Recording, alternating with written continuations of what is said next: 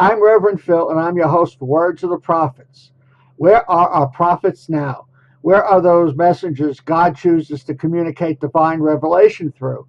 In the past, the Creator sent prophets like Abraham, Siddhartha, Jesus, Muhammad, and many more. Maybe our higher power has switched tactics since we reinterpret God's words as soon as the Creator's prophets leave us. Could it be that Spirit talks to each one of us individually and we haven't learned to listen? On Words of the Prophets, our modern prophets show us how to find the internal prophet that is the I Am, and we discuss the application of spiritual principles in all aspects of our lives.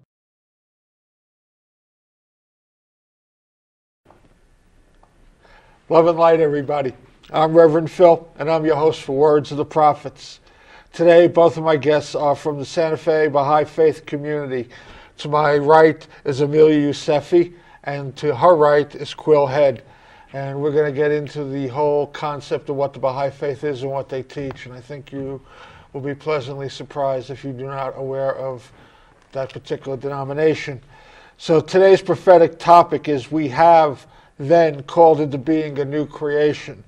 And this phrase is from Baha'u'llah's announcement of his station as a manifestation of God in 1863 and appears in the Gleanings from the Writings of Baha'u'llah, chapter 14, pages 29 to 30. And we're going to talk a little bit about that as well because he was the most prolific writer. The announcements read as follows. Verily, we have caused every soul to expire by virtue of our irresistible and all-subduing sovereignty. We have then called into being a new creation as a token of our grace unto men. I am verily the all-bountiful, the Ancient of Days. And that's a pretty powerful statement. But before we get into this, why don't we start with a little background, like how does one become a Baha'i? Were you born into it? What your experiences are? And then we'll do you, Quill, next. So go right ahead. So in my case, I was born into a Baha'i family, which is, I guess, one of the ways in which one becomes a Baha'i. Although the education of a Baha'i child includes being educated in all religions. So learning a little bit about the fundamental verities of all different religions, because the same concept of independent investigation of the truth, which is one of the basic teachings of Baha'u'llah, applies to everyone. So it applies to one that has been raised in a Baha'i family as it does for anyone else. And so in my family, we were encouraged to do our own investigations and at an older age decide on our own what path we were going to follow. So your family would have been okay if you decided to become or follow nothing? I think that for them, it was very important to instill the love of God and a belief in God. I would hope that they would be okay with me if I would have followed nothing, but I think that would have been, I never contemplated that because it never crossed my mind that there could be nothing. So you did the investigation. Mm-hmm. Is there any one particular thing that you said, okay, this is for me? Well, in the end, of course, it was the Baha'i Faith because I am a Baha'i today.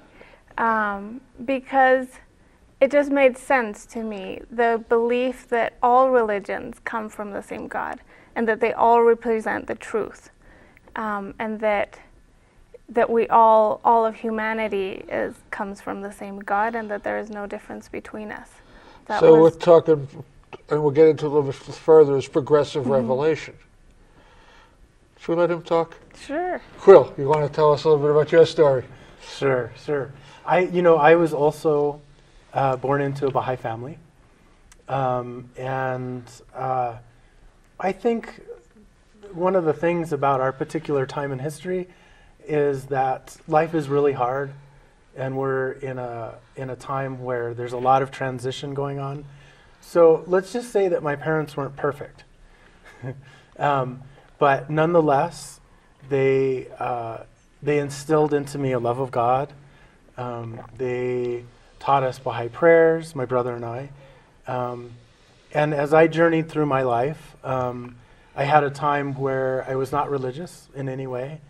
And then slowly but surely, through just the natural course of life, I became more, I began to seek something of deeper meaning than what I had before. And that led me back to the Baha'i Faith. And so that's how I wound up being a Baha'i now. Let's talk a little history. And I want to put this into context. So you talk about, the kind of times we live in. But I mean, the mid-1800s was also in a lot of ways a very chaotic time worldwide. And a lot of what I would consider enlightened religions came to be from that time, Baha'i being one of them. Is there anything in the Baha'i Faith that explains why it happened when it happened? I think so. Baha'is view religion as following a natural cycle, just like the cycles of our year, where we have spring and summer and fall and winter. The messengers of God, when they come, they're like a springtime, and they release into the world spiritual potential that revives everything. So let's say in the time of Christ, it was a time when humanity was organized maybe as city-states, villages, and things like this. Christ, for example, couldn't get on a stage and televise his message to the world, right?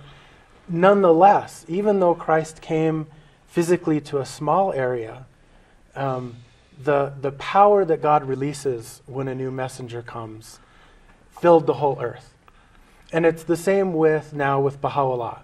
When he came and he said that he renewed everything, that was, whether somebody was standing next to him and heard that or not, they were renewed. The whole world was renewed. And so fresh sciences, fresh arts, people who were able to pursue spiritual matters, all of this was revived when Baha'u'llah came. Well, let me throw this out then. I mean, we're looking really right now at the Western traditions. Jesus, in his own words, said basically, I'm here to fulfill the prophecies of Judaism, so that there was a connectivity. Muhammad basically said, well, I'm here because you guys kind of distorted the message, so I'm here to get you back on track. Here's what you really are supposed to be doing and practicing. Baha'u'llah comes from that same place, physical place. Are we saying that in this progressive revelation, Baha'u'llah is coming to reclarify the message one more time within those traditions? Yes, and in fact, Baha'u'llah says that this has always been this way and will continue. That God's guidance for us will continue eternally through these manifestations of God, like Christ, like Muhammad, like Buddha, like Krishna, like Zoroaster, like Baha'u'llah. And he also then said there's one more to come.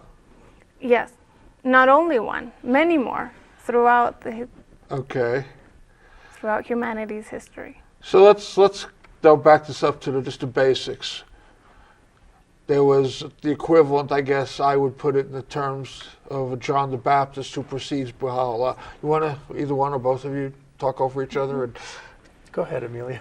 Yeah. Well, yes, in 1844, a man whose title was the Bab, which means the gate, announced that he was a messenger of God, whose mission was to prepare the way for the coming of another manifestation, which he explained far greater than himself, that was to bring about the dawn of a new age. And so the Bab's mission was really that, to prepare those around him to search and be prepared for the coming of Baha'u'llah, the founder of the Baha'i Faith. Good. So that's kind of the context.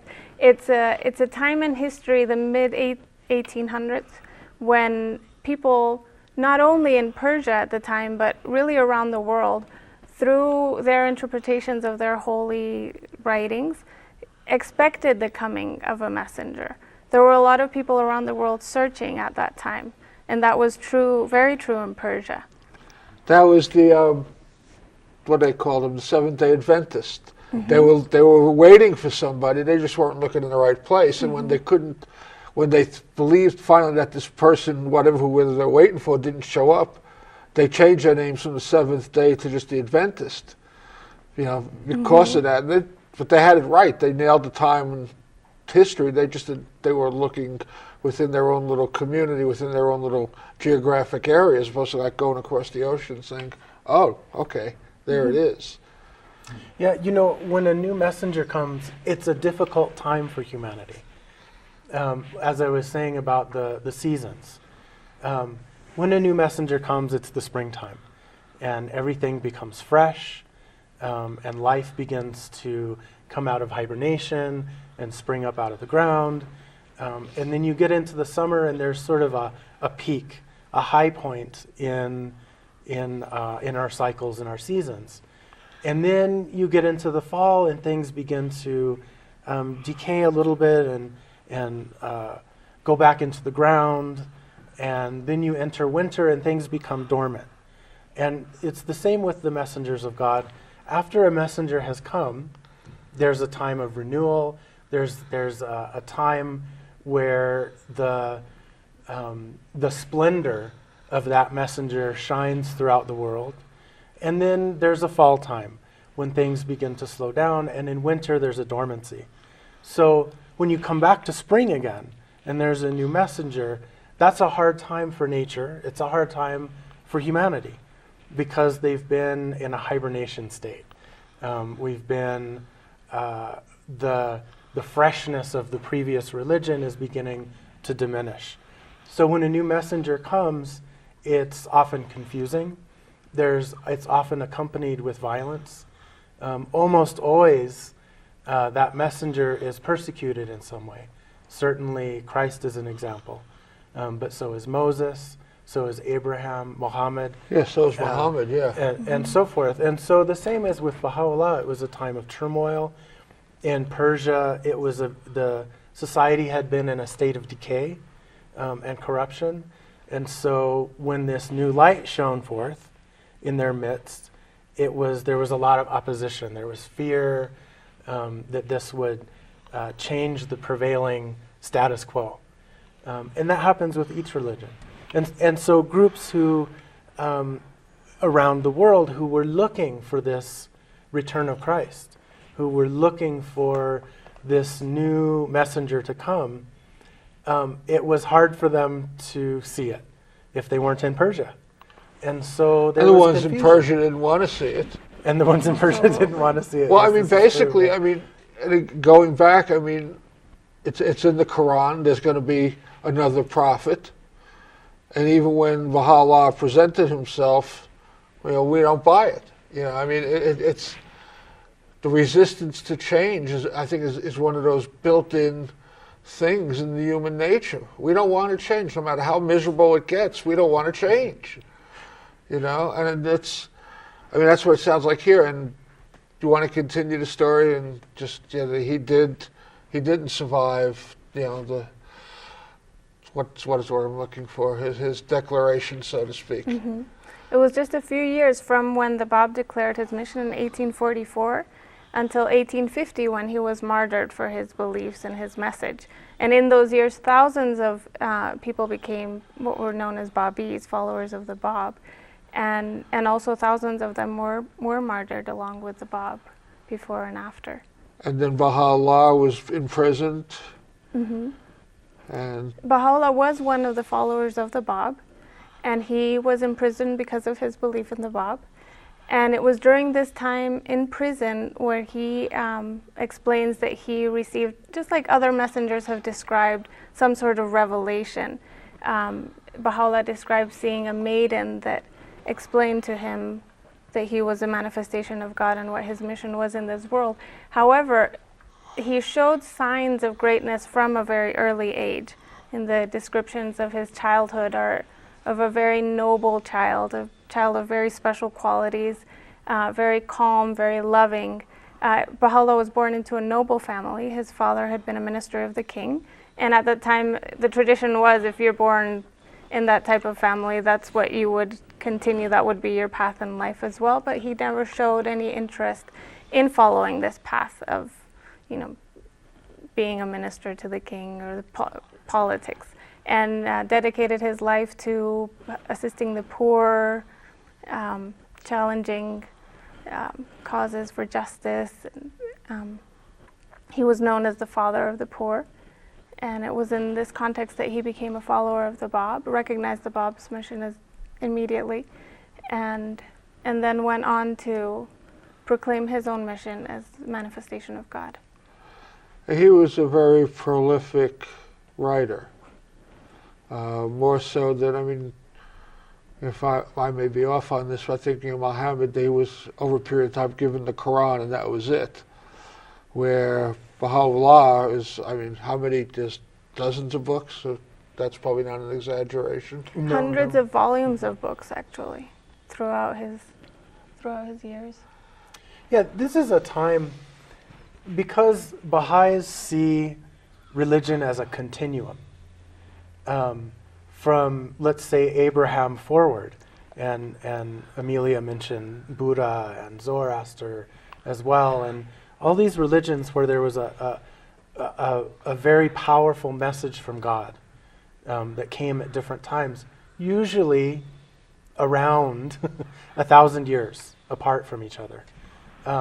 All of that is one religion to the Baha'is.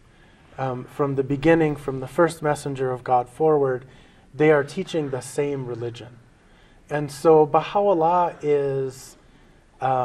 represents a particularly powerful moment in religious history.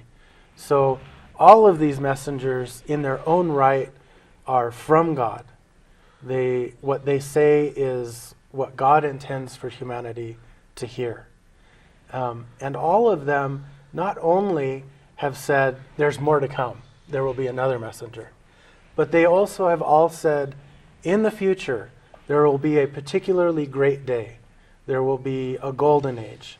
Buddha spoke of 1,000 years of peace. Christ said that he would return in the glory of the Father.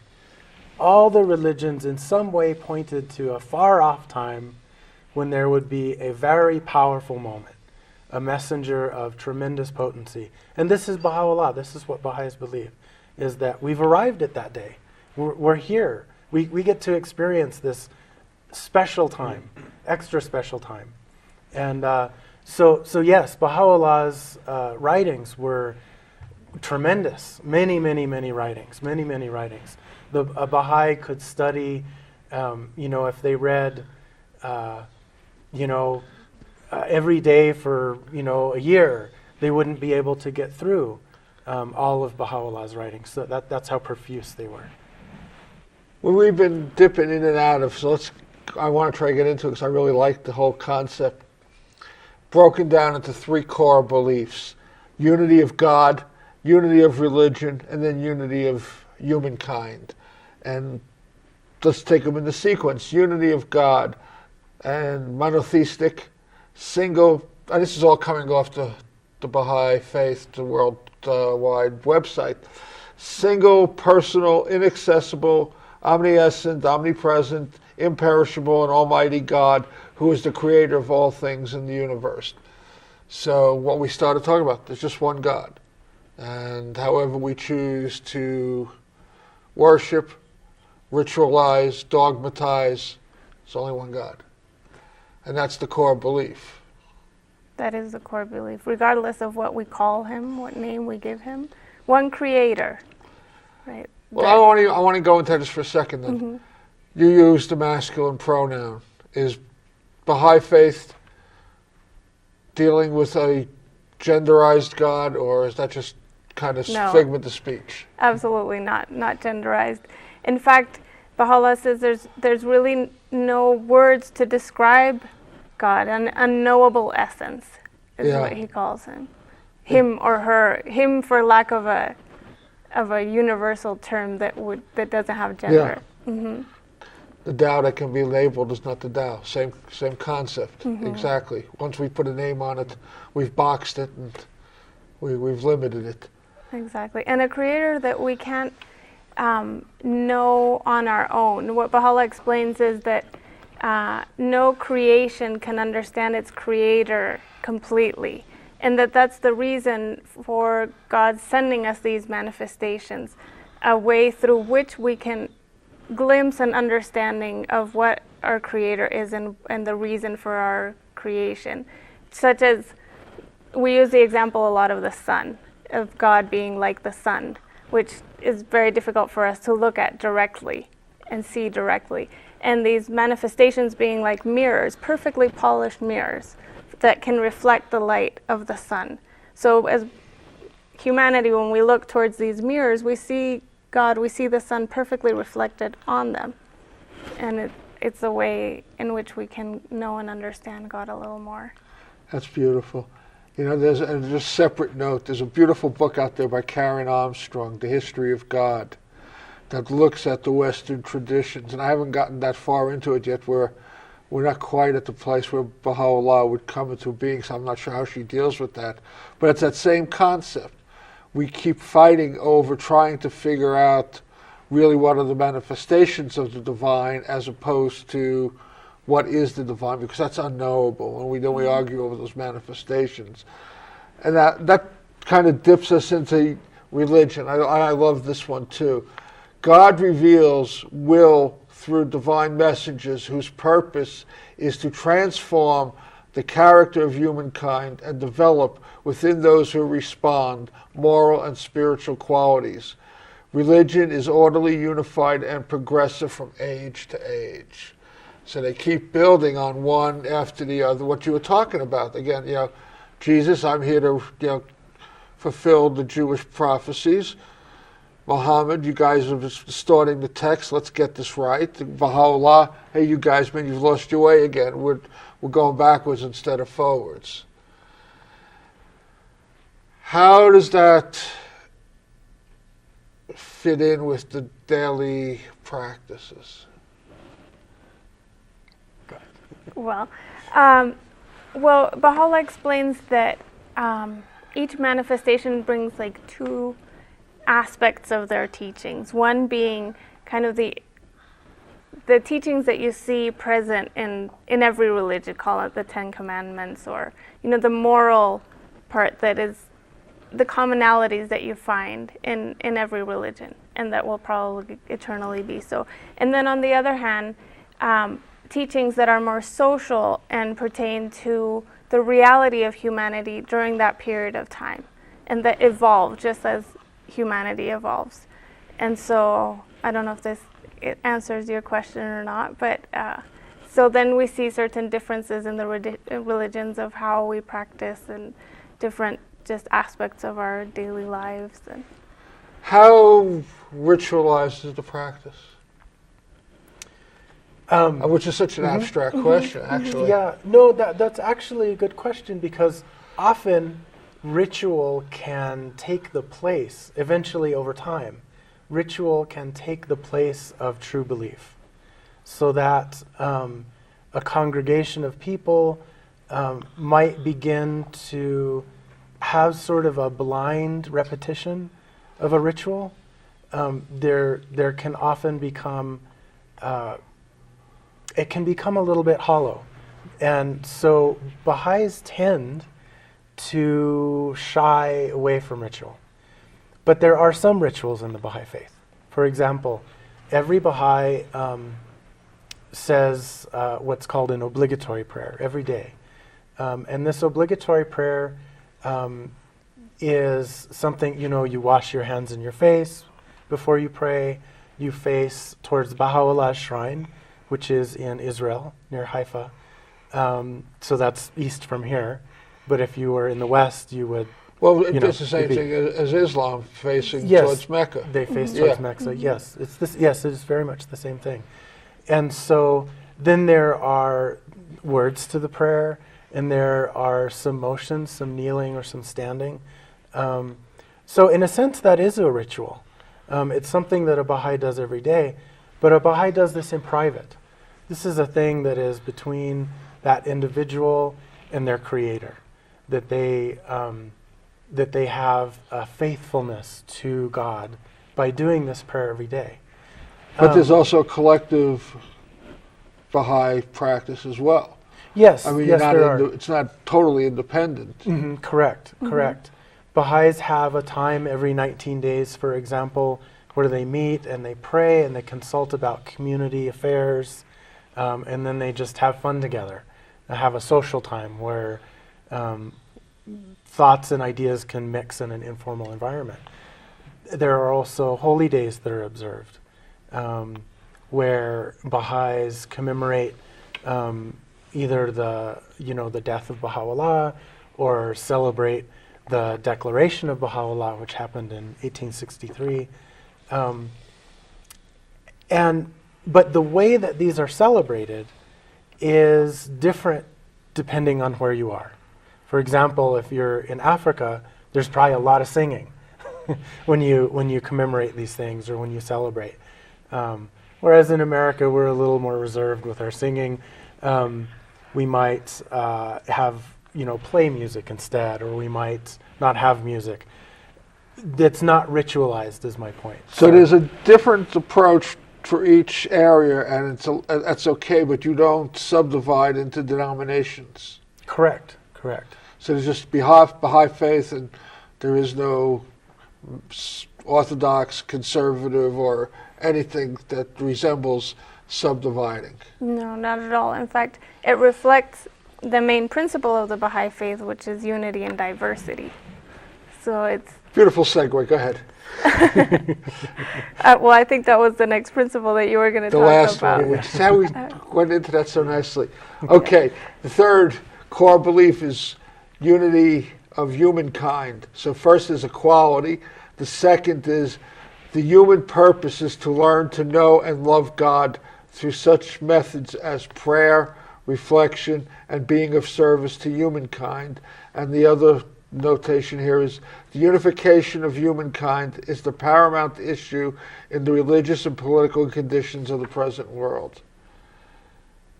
So it's a lack of unity that's creating all this. We're doing it in the name of God.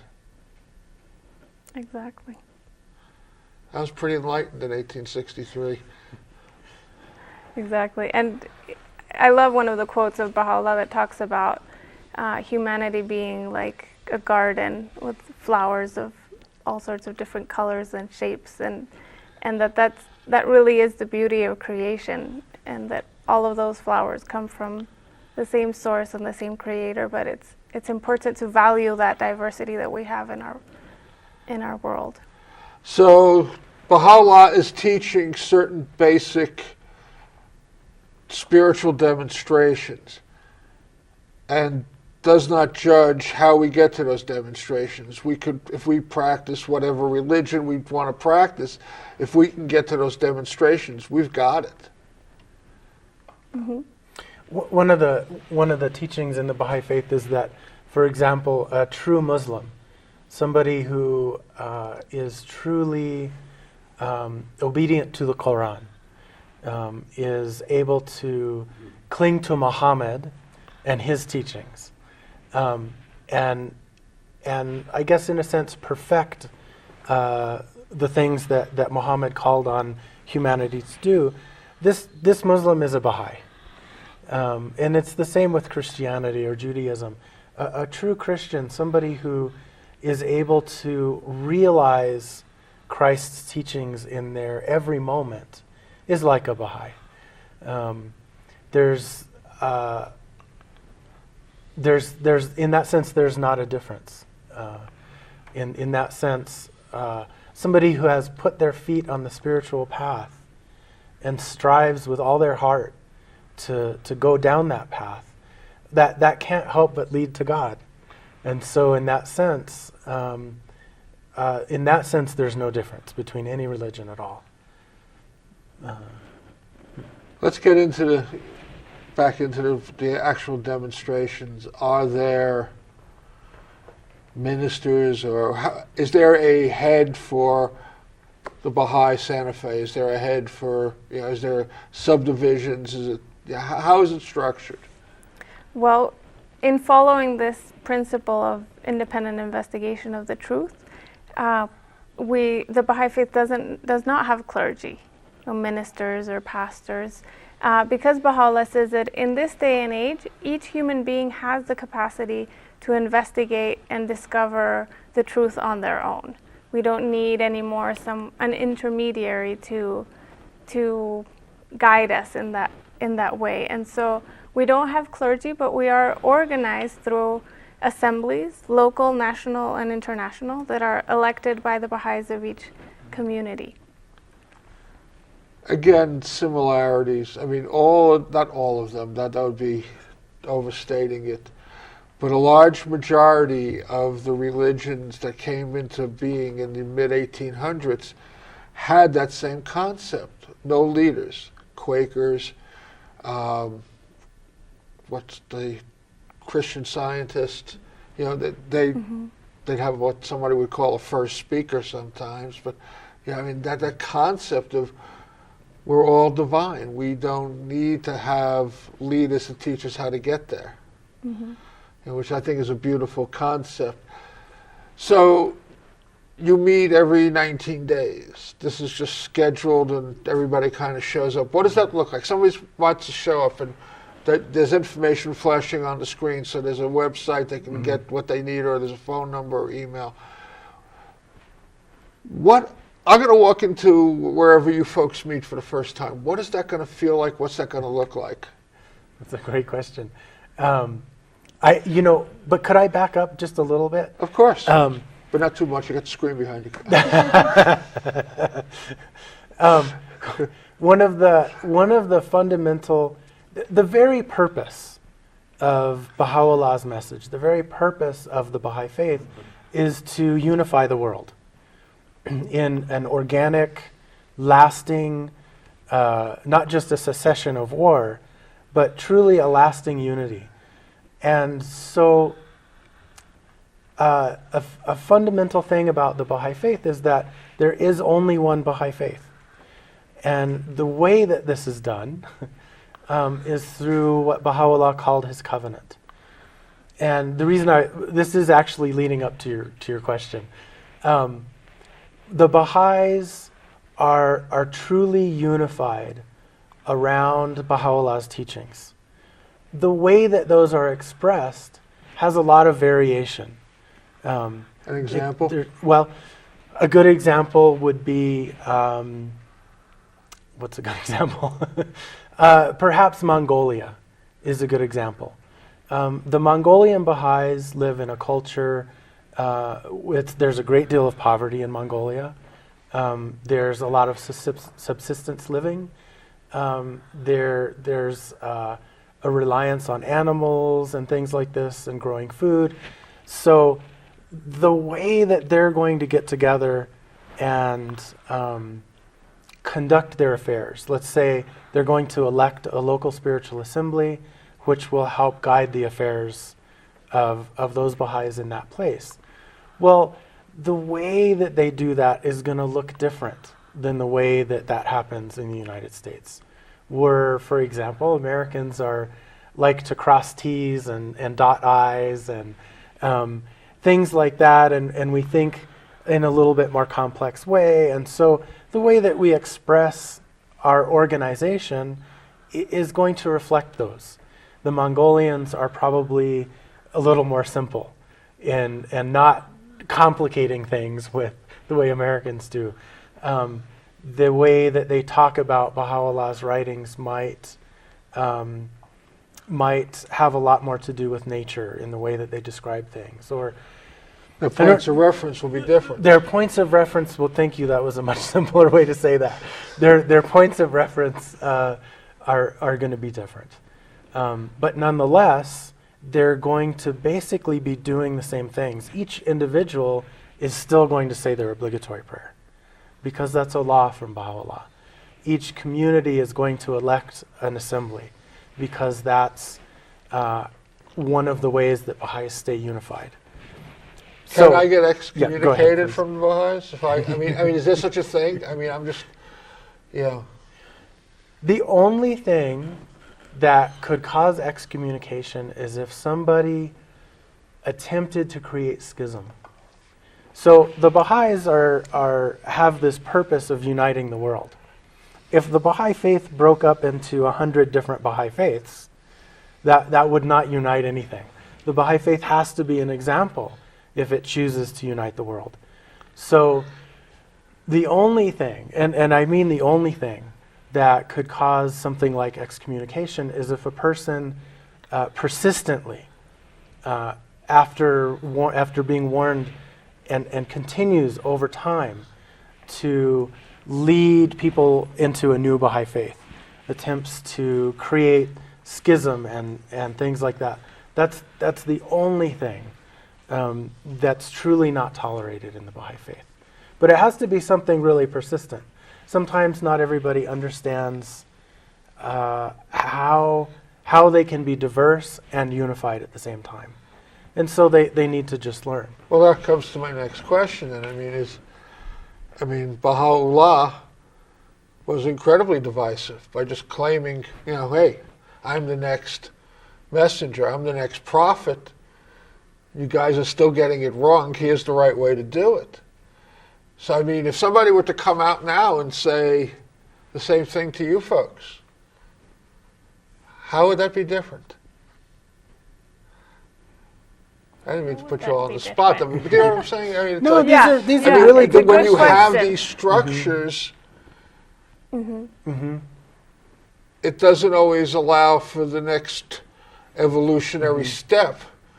That sometimes these evolutionary steps are not the huge ones, but the little ones that come, progressively. So I just went off on a tangent with that. This is a great question to ask, and it expresses it's the kind of question that people should ask, because then there's a true investigation on their own part as to what is or is not the truth.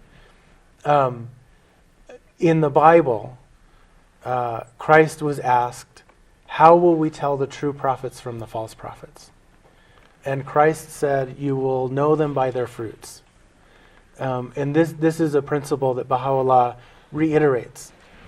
When a messenger from God comes, there are several things that always happen.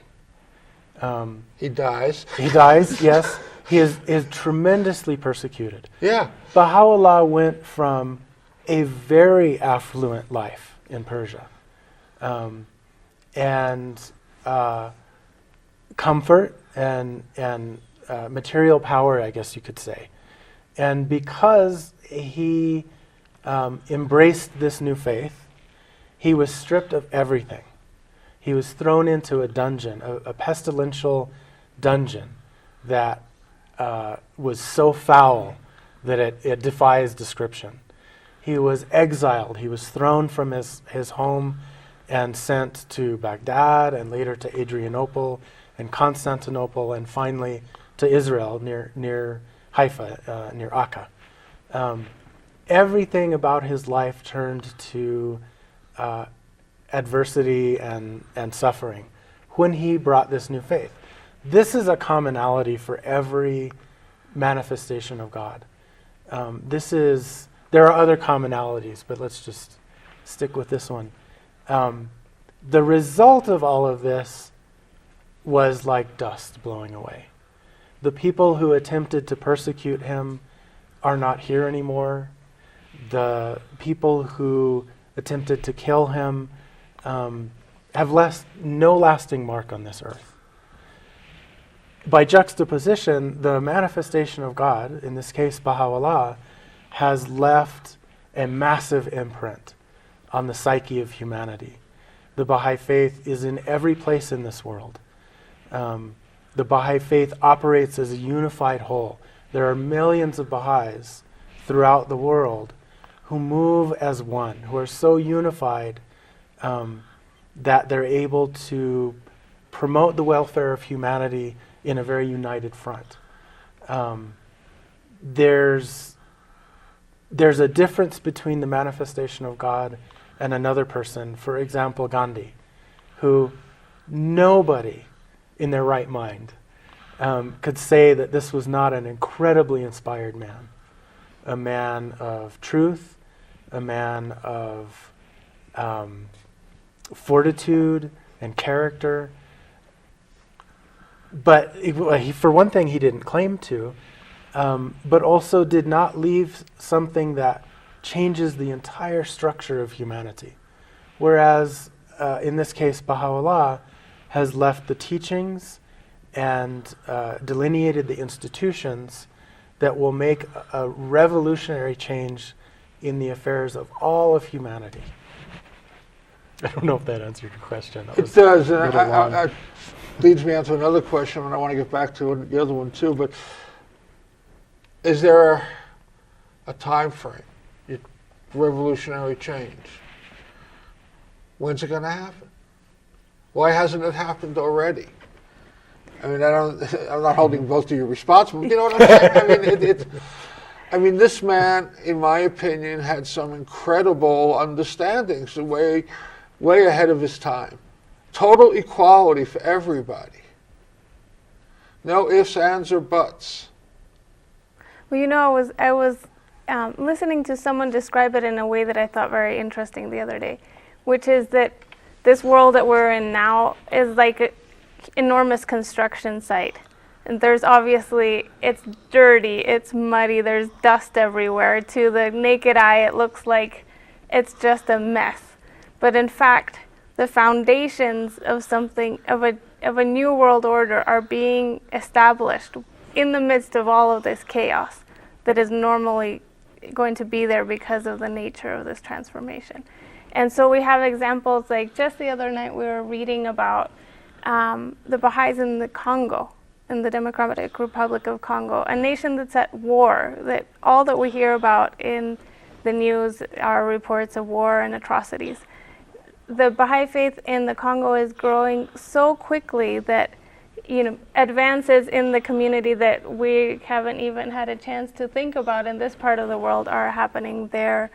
Their activities and their work with children, their work with junior youth, the same things that we're actually Baha'is all over the world are embarked in, are much stronger there than here. So these things are things that are happening. We're so focused through our media and just our society in general and all the awful things that are going on the wars, on the economic, you know, the misdistribution of wealth and extremes of wealth and poverty and all of that, that we don't see these little changes that are really happening.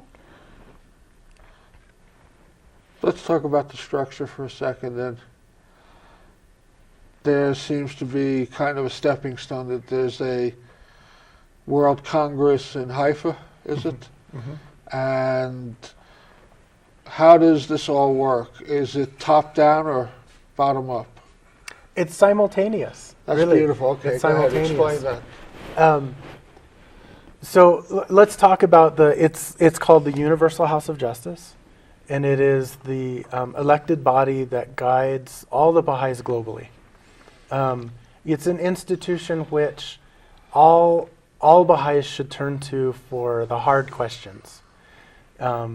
It's the body that should people begin to have an interpretation of this way, and then these people have an interpretation that way, and there starts to become conflict, both parties would turn to the Universal House of Justice and say, what does this mean? And that's the one Baha'i institution that could answer that conclusively. And when the two parties that turn to the body are obligated to follow that ruling? Correct. Okay. Correct.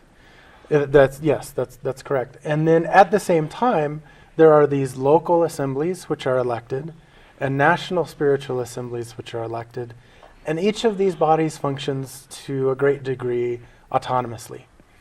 The Baha'is in a locality, let's say Santa Fe, are working very hard to create at the grassroots new understandings of how to work collectively with each other, a greater sense of social justice, that sort of thing. at the same moment, the Universal House of Justice, which has a global view, they can look at all the Baha'is in the whole world and learn from them and find out what's working and what's not. So then they can disseminate back to the whole world a plan of action for how to bring about this change. So it's a reciprocal experience. So when I reached out to the local entity, let's call it, and said I'd like to have somebody on my show, it wasn't necessarily that you two volunteered. It was like this oversight body decided you two would be the best to answer the questions or to be on the show, or how did that work? I wouldn't say the best, but but it definitely, yes. Just like in any other of the affairs of the community, it happens through consultation. These bodies are composed of 9 members, none of which have authority as individuals, only as a body in consultation. So the body chose you two, and you had the ability to say, I really don't want to do this. absolutely. And they would have chosen Absolutely. somebody else. Right. Definitely. Or they would have said, the heck with it, we're not going to do the show. Okay. Let's go back into this. We got a few minutes. We're going to make some announcements. But getting back into this basic practice, somebody walks into your congregation. What are they going to experience? I mean, is there going to... We don't have a leader, so how does this congregation do whatever they do on that particular day? The local spiritual assemblies organize those things that are essential to the community. For example, what's called the 19-day feast. We talked about that a little bit. The assembly makes sure that happens. They make sure that there's a mechanism where the Baha'is can contribute financially to the Baha'i funds if they choose. They make sure that the holy days are observed and things like this. But each individual, because there's so much emphasis on each individual's ability to contribute to the whole, the assemblies don't become a controlling body. They instead become an encouraging body. So for example, if you came to a Baha'i event, one of the holy day observances, for example, you would hear a lot about things called study circles. So while you were there, it would be a very friendly environment. Baha'is smile a lot and like each other, and they like other people, and things like this, and you would be very welcomed. But you would hear about something called study circles.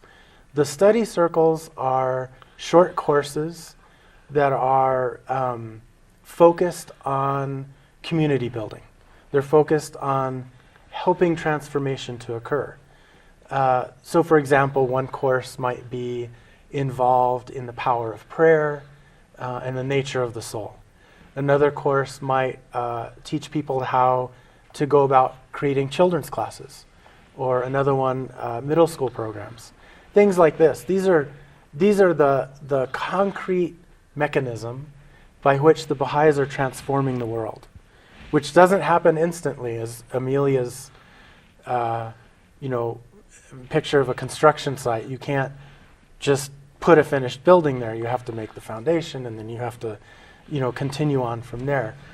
But these study circles are a very concrete example of how the Baha'is are retraining themselves and retraining the community around them to be able to encourage social justice through the education of children, how to act collectively. They encourage people in how to act collectively. We've got a little under 10 minutes to go. I know that one or both of you want to make some announcements. Well, we wanted to mention that we do have a website, www.SantaFeBaha'i.org, and we post there the activities. All the Baha'i activities are open to anyone who wants to participate. You don't have to be a Baha'i to come to a holy day or a prayer gathering or a children's class or whatever is going on. So that's the best way to find out what the current activities are. Do you have like just one central structure that you congregate at? A Not building? in Santa Fe. Right. Yeah. Yeah. Okay. So, I mean, when I first got introduced, it was one of those rooms on what was then the College of Santa Fe. It was off the, right across from the library and stuff. So just So we tune gather in. at the homes of Baha'is, or when we have a bigger event, we'll sometimes use, public spaces, the Women's Center, or different gathering places. One of the things that's been discovered is that when you have clergy, and not that a central location isn't bad, but when you have clergy and you have a central location, you wind up with a small number of people attending to the needs of a large number of people. I don't know why, it's sociological, it just happens. If you disperse the work and you ask many individuals to do many things, you wind up with a much larger percent of the community working to facilitate the affairs of the community. You wind up with individuals feeling empowered to conduct the affairs of their community. So that's part of the reason there's not a large emphasis for the Baha'is in having a central structure. I like that. I got a couple of announcements to make, and we'll come back and put a little wrap on this. First off, you are watching us on public access television, and that means you are part of this equation. You are the public. Love to hear from you. Questions, comments. Maybe there's a topic you'd like for me to cover on the show. Love to hear about it. Maybe you want to do a show with me. We've had a number of people reach out and have done shows here. So love to have you get involved. That's the whole purpose of this. Second announcement is I am a minister and I'm a state licensed counselor, and I do what is called spiritual counseling.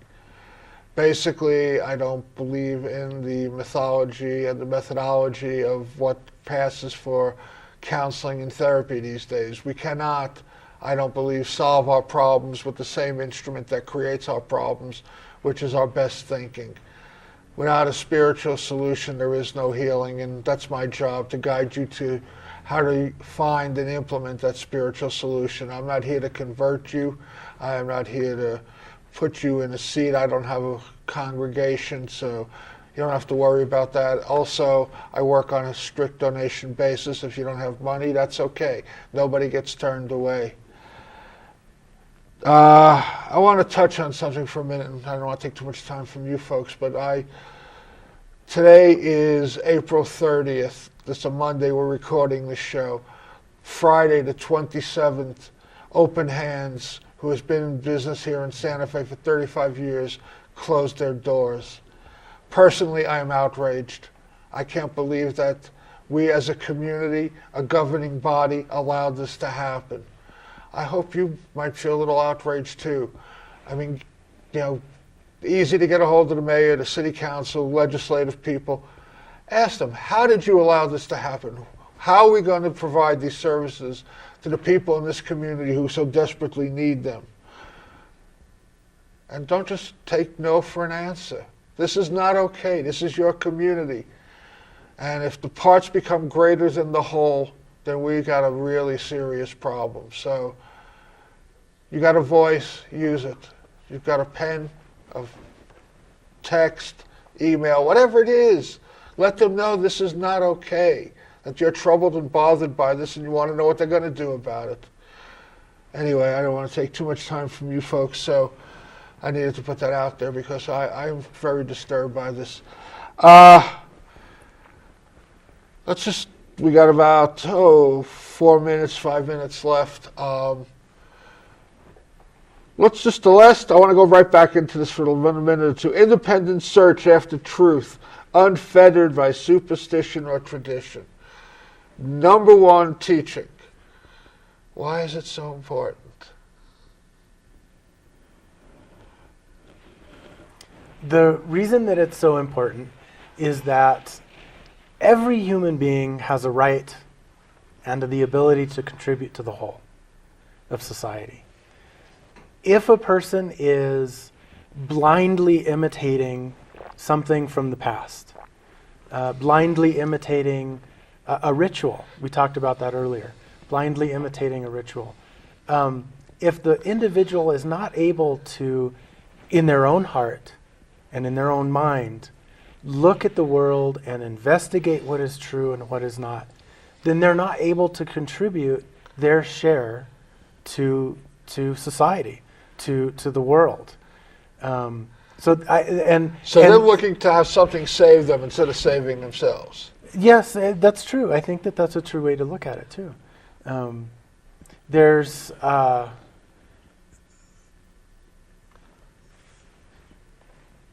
every individual has access to their Creator by themselves, because of themselves, by their own volition.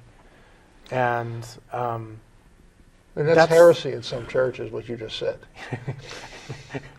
I think that thought is challenging to some previous religions. I think that is challenging. I think that's challenging.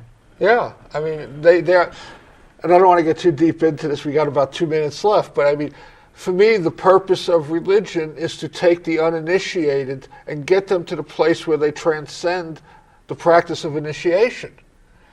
But because religions are basically selling a non-quantifiable product, the only way they can justify their existence is by numbers, and so they counterintuit what they're there to do, which is to advance people. They'd rather have them stuck following these rituals and dogmas to prove we got the best religion because we got the greatest numbers.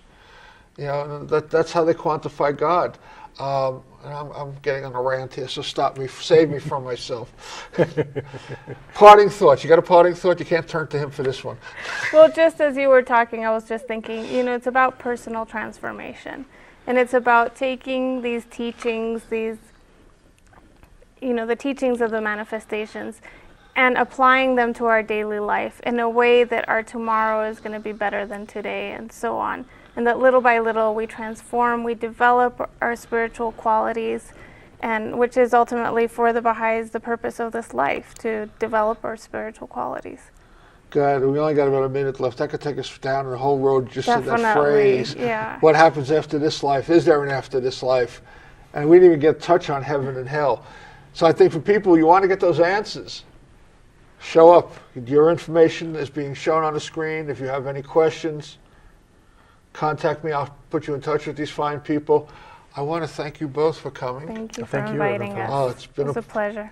Likewise, it has been a pleasure. I want to, again, thank you all for tuning in here.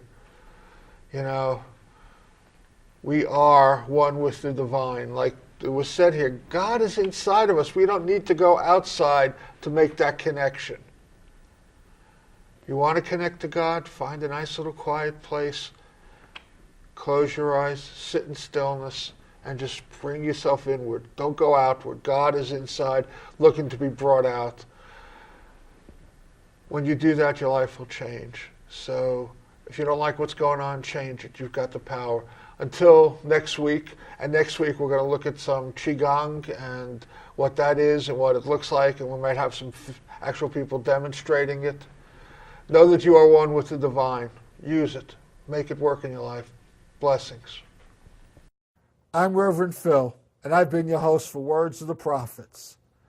Thank you for tuning in. Please join me again next week, same time, same channel, for more Words of the Prophets.